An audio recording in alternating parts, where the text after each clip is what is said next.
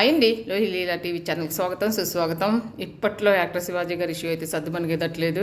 ఆయన commissioner madam గారిని కలిశారు, బయటకు వచ్చారు, సారీ చెప్పేశారు, అయిపోయింది. కానీ దాని మీద చర్చలు మాత్రం ఆగట్లేదు.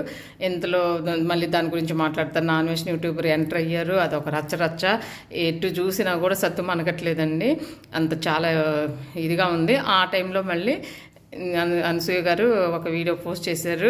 Wish you happy new year చెప్తా ప్రతి ఒక్కరిని కూడా పారాసైట్స్ పరాన్న జీవులతో పోల్చారు. అంటే పరాన్న జీవులు అంటే ఒక హోస్ట్పై ఆధారపడి తన మనుగడ సాగించడం కోసం, అంటే తన ఆహారాన్ని కానీ లేకపోతే తన భుక్తి కోసం కానీ ఒక దానికోసం కానీ పోరాడే వాళ్ళని పరాన్న జీవులు అని అంటారు. అంటే ఇప్పుడు తన ఉద్దేశం ఏంటంటే తన మీద వీడియోస్ చేసి అట్లాగా మాట్లాడే వాళ్ళందరినీ అట్లా పోల్చారండి. కానీ ఇప్పుడు సరేనండి, పరాన్న జీవులు యువతరంలో అంటున్నారు. మరి మీరు కూడా పరాన్న జీవేనానని డౌట్ వస్తుందండి. ఎందుకంటే ఇప్పుడు మీరేమీ రాయి కొట్టి సంపాదించట్లేదు కదా. మామూలుగా మీరు ఒక టెలివిజన్ ఒక మీడియాలో ఉన్నారు, తెలుగు చలనచిత్రం రంగంలో కానీ లేకపోతే టీవీ రంగంలో కానీ.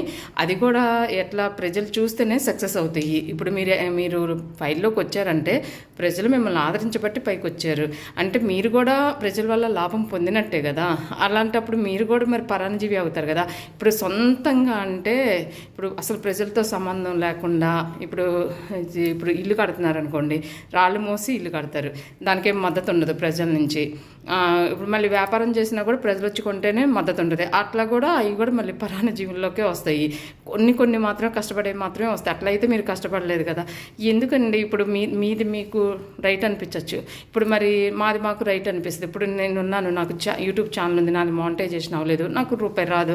నేను ఎందుకు మాట్లాడుతున్నానండి? సక్సెస్ అవటానికి కూడా కాదు. ఎందుకంటే నాది సక్సెస్ అవ్వకపోయినా అయినా కూడా నేను ఇంతే మాట్లాడతాను. ఎందుకంటే మీరు నాకు కరెక్ట్ అనిపించింది నేను చెప్తాను. ఎవరి ఉద్దేశాలు వాళ్ళు చెప్తారు. ఇప్పుడు మీరు కూడా ఇప్పుడు శివాజీ గారు కామెంట్లు చేశారు లేడీస్పై అంటున్నారు. మరి మీరు కూడా కామెంట్ చేశారు కానీ నేను ఒక వీడియోలో చూశాను, రాశి ఫలాలా అనే అవతల అంటే రాశిగారి ఫలాలా అని అంటున్నారు.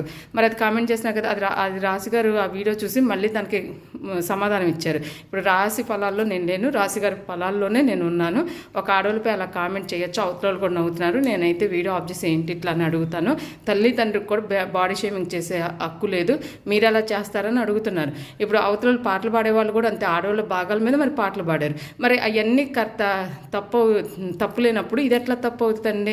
ఇప్పుడు ఎవరైనా మనం మాట చెప్పాలి, అవతల వినాలంటే మనం కరెక్ట్గా ఉండి చెప్తేనే అవి జనాల్లోకి వెళ్తాయి. ఇప్పుడు మనం మాట్లాడేసి ఆడవాళ్ళ మీద లేడీస్ మీద మనమైతే మాట్లాడేసి అవతల ఎవరైనా మాట్లాడారు అది రాంగ్ అంటే మాత్రం అది ప్రజల్లోకి వెళ్ళలేదండి. అందుకే ఇది ఇంత రచ్చ జరుగుతుంది. ఈ రచ్చ ఇట్లాగా జరుగుతానే కొనసాగుతుంది.